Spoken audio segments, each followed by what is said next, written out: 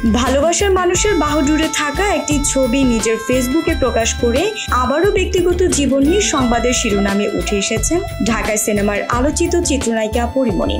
যদিও সে ছবিতে অভিনেত্রী তার ভালোবাসার মানুষকে প্রকাশ্যে আনেননি, কেবল শুধু হাতটি দেখা যাচ্ছে, যেখানে সঙ্গীত শিল্পী শেখ সাদির ব্যবহৃত হাতঘড়ির সঙ্গে পরিমণির পাশে থাকা ওই পুরুষের হাতঘড়ির মিল খুঁজে পাওয়া যাচ্ছে। এতে ভক্তরা দাবি করছেন পরীর পাশে থাকা ব্যক্তিটি সঙ্গীত শিল্পী শেখ সাদি হতে পারে। বুধবার 5 মার্চ রাত থেকে ফেসবুকে বিভিন্ন গ্রুপ পেজে নেটিজেনরা শেখ সাদি ও পরিমণির ভাইরাল এই ছবি নিয়ে একের পর এক স্ট্যাটাস দিচ্ছেন। কেউ কেউ লিখেছেন শেখ সাদিকে আর আড়ালে রাখতে পারলেন না পরিমণি। কেউ আবার পরিমণি সাদির প্রেমের সম্পর্ক নিয়ে বিভিন্ন প্রশ্ন তুলেছেন। বিষয়গুলো পরি নিজেও হয়তো খেয়াল করেছেন, যে কারণে বৃহস্পতিবার সকালে আলো ফোটার আগেই সেই ছবি ফেসবুক থেকে সরিয়ে নিয়েছেন।